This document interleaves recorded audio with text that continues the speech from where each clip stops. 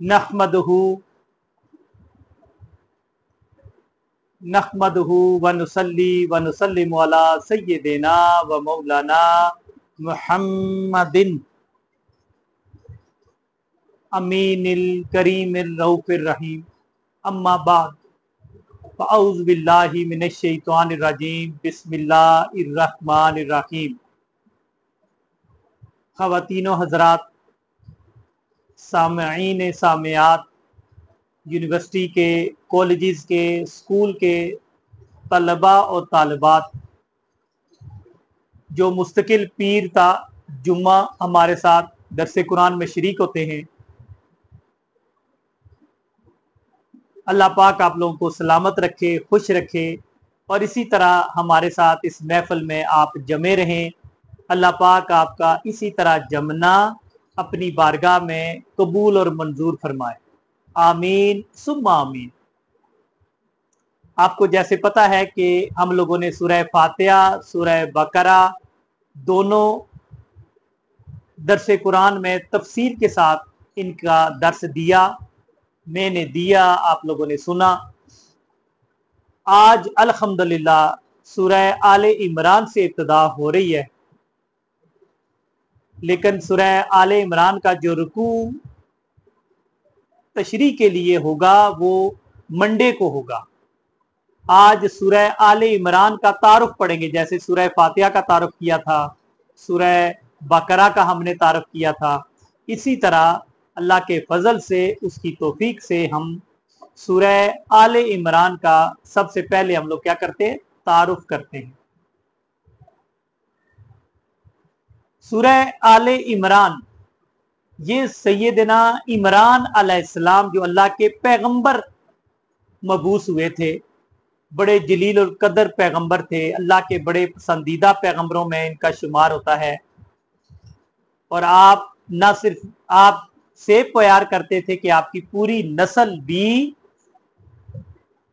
ऐसी गुजरी है जिनसे अल्लाह और उसका रसूल मोहब्बत करता है।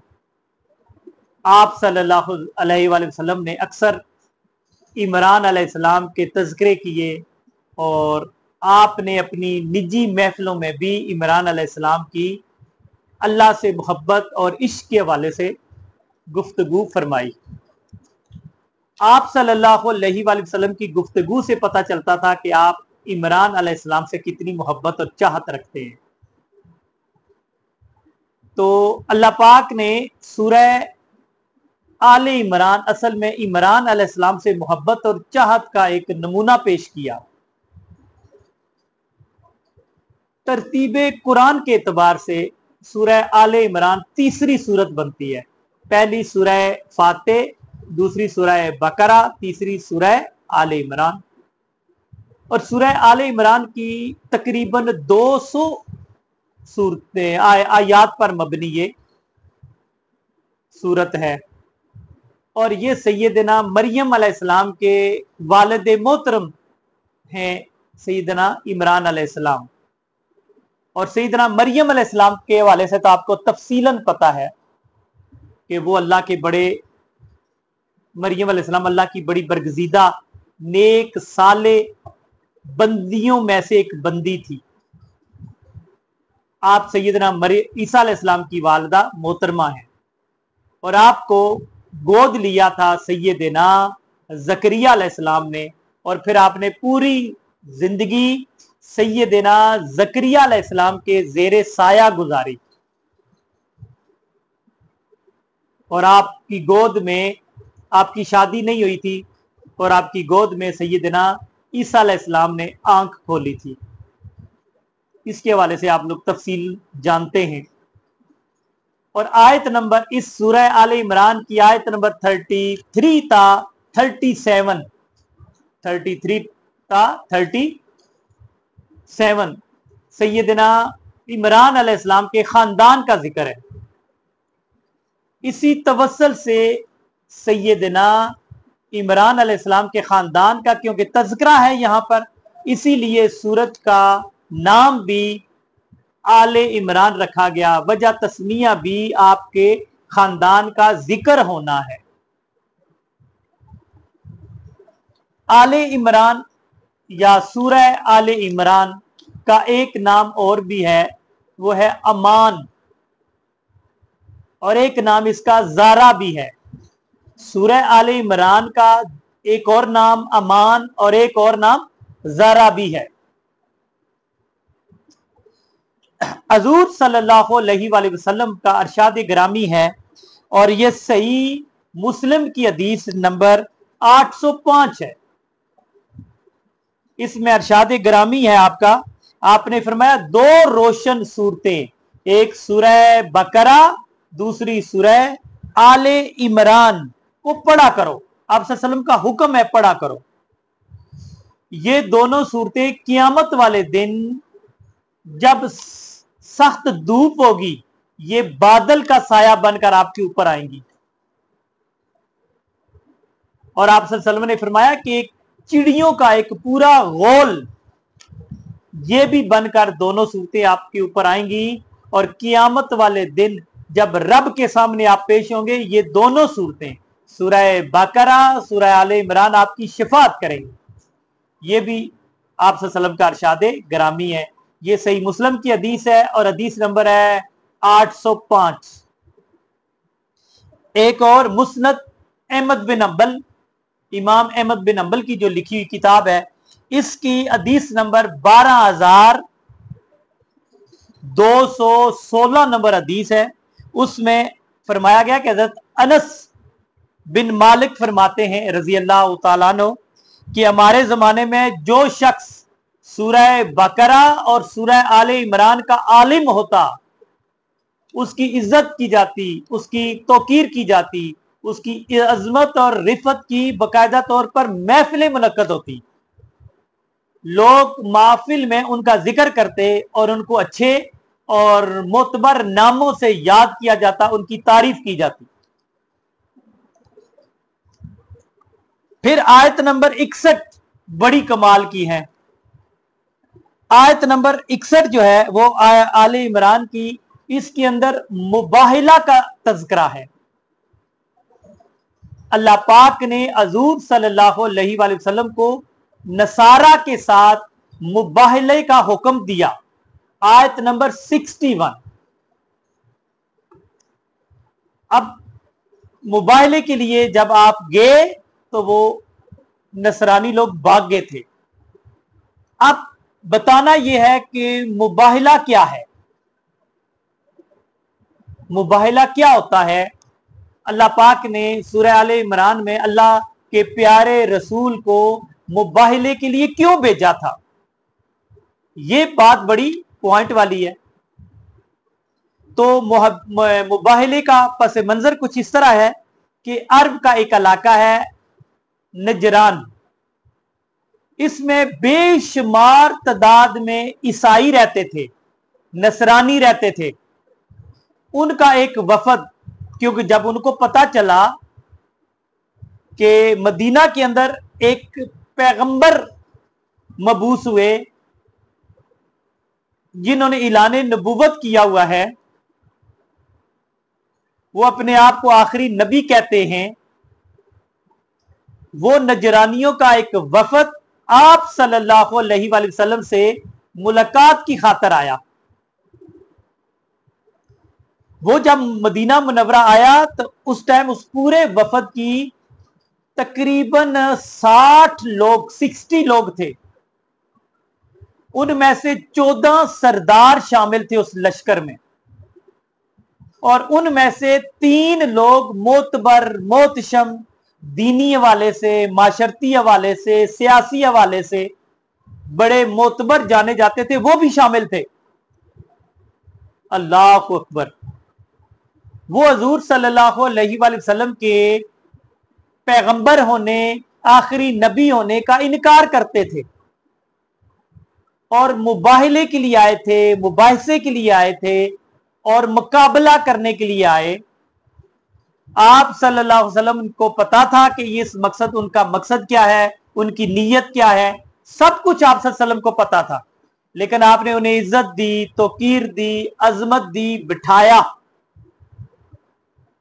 उन्होंने इस्लाम का जो भी उनके सामने नक्शा रखा गया, اسلام کے بارے میں جو بھی وہ جانتے تھے انہوں نے سارا ایکسپلین کیا اور اپنے اعتراضات دیے، اپنے دین باطلہ کو پیش کیا، دین باطلہ کے گمراہ کن عقائد کو آپ نے حضور صلی اللہ علیہ وسلم کے سامنے پیش کیا، اور آپ حضور صلی اللہ علیہ وسلم کے سامنے سچے اور اصل دین کی اقدار اپنے آپ کو سمجھتے ہوئے بیٹھے ہوئے تھے۔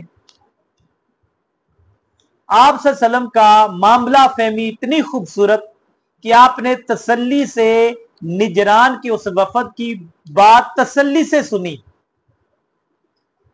احسن طریقے سے سنی۔ جب تسلی سے سن لی،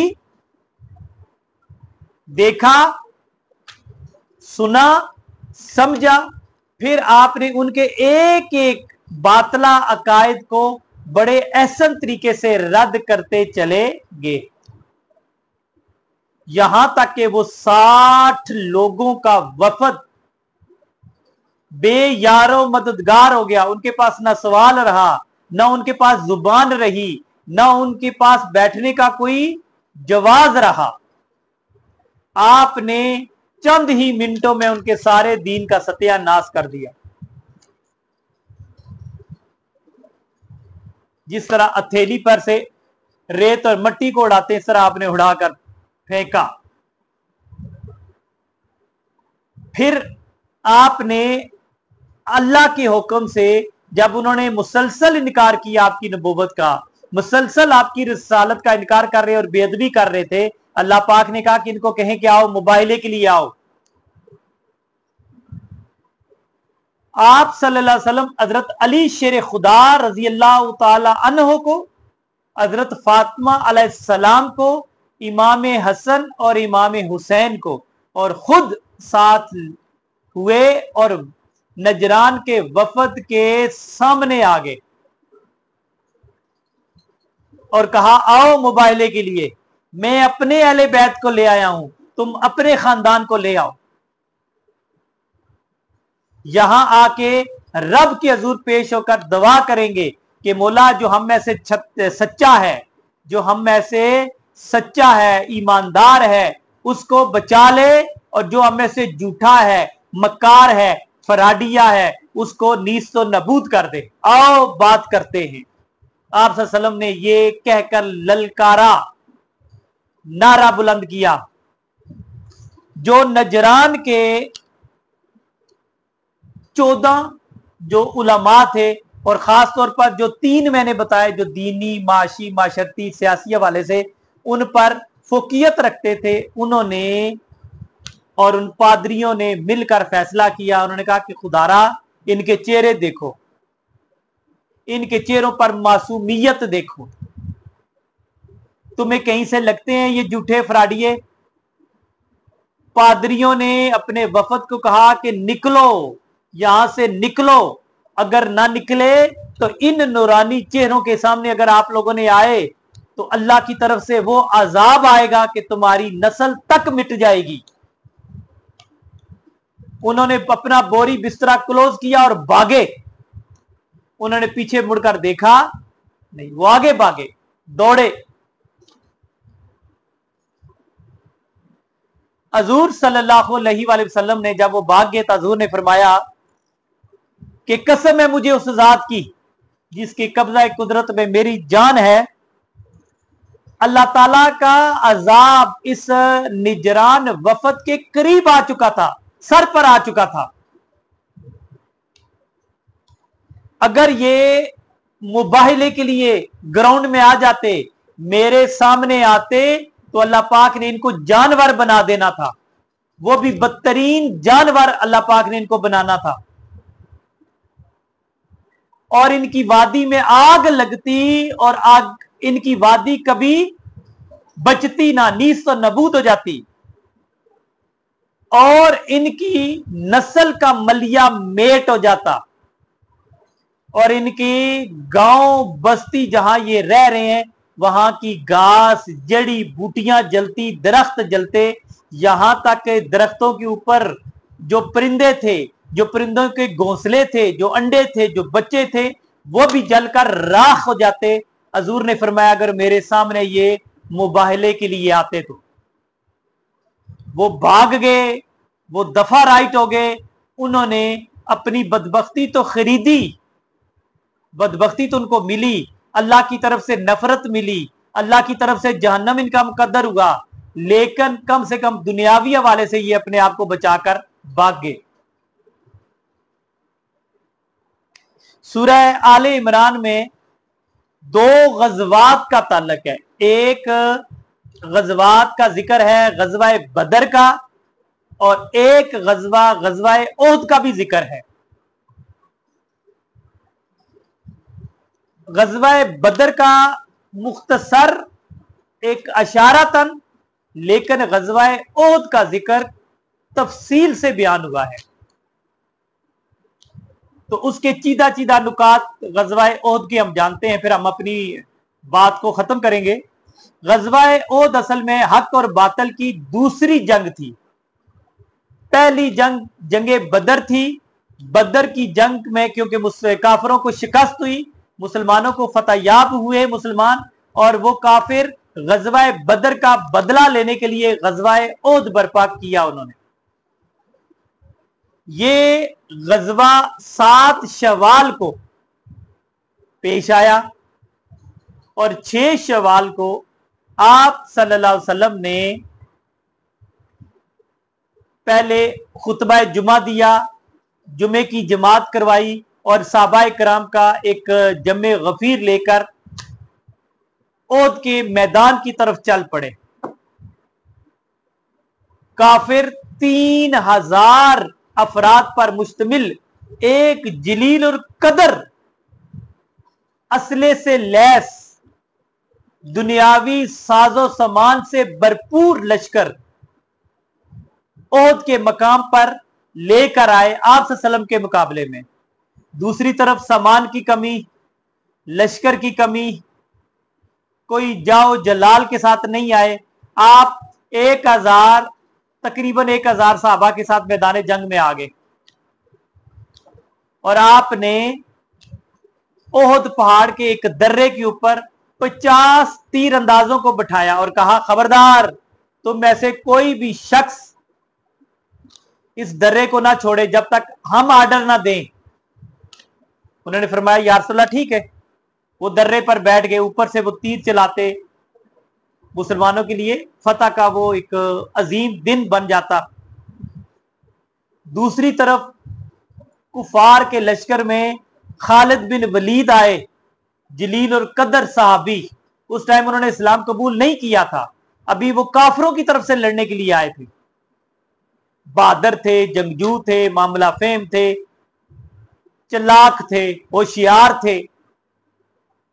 جب مسلمانوں کے ساتھ جنگ ہوئی تو مسلمانوں نے چند ہی گھنٹوں میں کفار کی ٹھس کر دی۔ خالد بن ولید اپنا لشکر لے کر بھاگے تو احد جو پہاڑ تھا اس کی بیک سائڈ سے گھر کی طرف جانے لگے۔ صحابہ کرام نے دیکھا کہ کفار تو بھاگ گئے، ہم تو فتح یاب ہو گئے، مال غنیمت کلیکٹ کرنا شروع ہو گئے۔ جب مال غنیمت کلیکٹ کرنا شروع ہوئے تو اوپر درے پر بیٹھے جو صحابہ تھے 50 کے راؤنڈ اباؤٹ، انہوں نے دیکھا، انہوں نے کہا جی جنگ تو جیت چکے، اب ادھر بیٹھ کے کیا کرنا ہے؟ چند ایک کے سوا سارے نیچے آ گئے اور مال غنیمت کو کلیکٹ کرنے میں، جمع کرنے میں، ڈھیر لگانے میں مصروف ہو گئے۔ خالد بن ولید جب پہاڑ کے پیچھے سے اس نے دیکھا کہ درہ خالی ہے، اس نے دوبارہ حملہ کیا، اس درے کی سائڈ سے حملہ کیا، اور مسلمانوں کی فوج جو مال غنیمت کو اکٹھا کرنے میں لگی ہوئی تھی روندتا ہوا آگے بڑھ گیا۔ مسلمانوں نے جیتی ہوئی جنگ اپنی غفلت کی وجہ سے ہار گئے، اور اسی دوران آپ صلی اللہ علیہ وسلم گرے بھی، آپ کو چوٹیں آئیں، زخمی ہوئے، یہاں تک کہ آپ کا دانت مبارک بھی اس کا کچھ حصہ اوپر کا اتر گیا تھا، کور اتر گیا تھا، جس کو ہم عرف عام میں شہید کا لقب دیتے ہیں، وہ آپ کا دانت مبارک بھی شہید ہوا تھا۔ اور یہ بات پھیل گئی کہ آپ صلی اللہ علیہ وسلم استغفر اللہ معاذ اللہ شہید ہو گئے۔ صحابہ اکرام نے کہا جس کی خاطر آئے تھے، جس کی محبت میں آئے تھے، جس کے عشق میں آئے تھے، جب وہ ہی نہیں رہا تو ادھر رہ کے کیا کرنا ہے، چلو بھاگو۔ یہ جھوٹی افواہ پھیلائی گئی تھی، آپ نے آواز دی، کہا آج کے دن جو لوٹ آئے گا میں اسے جنت کی بشارت دیتا ہوں۔ صحابہ کرام نے پیچھے مڑ کر دیکھا کہ کہا کہ یہ تو کسی نے جھوٹ بولا تھا، آپ صلی اللہ علیہ وسلم تو صحیح سلامت ہیں۔ صحابہ کرام واپس آئے، جنگ لڑی لیکن فتح یاب نہ ہو سکے، کیونکہ وہ درہ انہوں نے خالی کیا تھا۔ درہ اصل میں خالی کرنا مہنگا پڑ گیا۔ اس غزوہ احد سے جو سبق ہمیں ملتا ہے وہ سبق یہ ملتا ہے کہ اس میں حضور کی انہوں نے حکم عدولی کی۔ آپ نے فرمایا تھا جب تک میں آرڈر نہ دوں نیچے نہیں آنا، آپ نے ابھی آرڈر نہیں دیا تھا، سارے صحابہ نیچے آ گئے، حتیٰ کہ سورہ آل عمران کی تقریباً 60 آیات صحابہ اکرام کو متنبع کرنے کے لیے، صحابہ اکرام سے حضور کی اللہ پاک کی ناراضگی ثابت ہوتی ہے، اور اسی صورت کی آخر پر پھر اللہ پاک نے صحابہ اکرام کو معاف بھی کر دیا تھا۔ ان کی معافی مانگنے سے، ان کے شرمندہ ہونے سے، گریہ ازاری ہونے سے، اور حضور صلی اللہ علیہ وسلم نے بھی سفارش کی تھی کہ مولا معاف کر دے۔ اللہ پاک نے اسی صورت میں صحابہ کرام سے ناراضگی کا بھی اظہار کیا، اسی صورت میں ان سے راضی بھی اللہ ہوا۔ دونوں باتیں ایک ہی صورت میں اللہ پاک نے بیان فرما دی۔ یہ ہے سورہ آل عمران۔ اس میں اگر تقریباً 70 مسلمان شہید ہوئے تھے۔ کتنے مسلمان شہید ہوئے تھے؟ 70۔ اور اس میں جب آپ صلی اللہ علیہ وسلم زخمی ہوئے، گھوڑے سے نیچے اترے، تو حضرت علی شیر خدا رضی اللہ تعالیٰ عنہ اور حضرت حمزہ رضی اللہ تعالیٰ عنہ اور حضرت طلحہ بن عبید اللہ، انہوں نے آپ کی حفاظت کی تھی، آپ کے ارد گرد انہوں نے اثار بنا لیا تھا تاکہ کفار حملہ نہ کر سکے۔ اور اس میں جو سورہ آل عمران میں جو بیان ہوا ہے وہ غزوہ احد کا بہت بڑا نقصان جو مسلمانوں کو اٹھانا پڑا، وہ حضرت سیدنا حمزہ علیہ السلام کی شہادت تھی، جو حنزہ نامی خاتون نے غزوہ بدر میں اپنے خاوند کے شہید ہونے کا بدلہ لیا تھا۔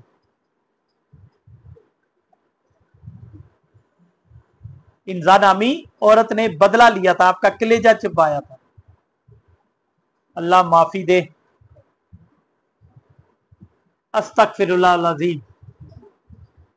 حضرت حمزہ علیہ السلام رضی اللہ تعالیٰ عنہ بڑے جلیل القدر صحابی بنے، حضور کے چچا تھے، حضور ان سے بڑی محبت کرتے تھے، بڑا پیار کرتے تھے، اور ان کی شہادت کو بھی حضور نے بڑا دکھ اور ملال کا اظہار کیا تھا ان کی شہادت پر۔ یہ تعارف تھا سورہ آل عمران کا، اور انشاءاللہ تعالی اللہ نے چاہا، اللہ کی توفیق سے، اللہ کی مرضی سے، اللہ کی چاہت سے انشاءاللہ تعالی پیر والے دن 10 بجے سے لے کر 11 بجے تک، اور پیر تا جمعہ ریگولر انشاءاللہ تعالی اس کا درس جاری رہے گا، اور اللہ نے چاہا جس طرح سورہ بقرہ ہم نے ختم کی تھی اسی طرح انشاءاللہ تعالی سورہ آل عمران کا درس بھی ہر روز ایک رکوع کے ساتھ کرتے کرتے انشاءاللہ 8 سے 10 درسوں میں انشاءاللہ ہم اس کو اختتام کر دیں گے انشاءاللہ تعالی۔ اللہ پاک کسی طرح ہماری اس محفل کو کامیابی کے ساتھ چلائے، اور ہمارے اوپر اپنا فضل اور کرم اسی طرح جاری اور ساری رکھے، اور فری عمرہ سروس کے پلیٹ فارم پر جو لوگ جڑے ہوئے ہیں اور اس پلیٹ فارم سے جو لوگ فری عمرہ کرتے ہیں، اللہ پاک ان تمام لوگوں کو اپنے حفظ و امان میں رکھے، اور وہ گھر جس گھر کے لیے ہمارے ساتھ لوگ جڑے ہیں اللہ پاک ہر ایک کو وہ گھر دکھائے۔ آمین ثم آمین، وما علینا الا البلاغ المبین۔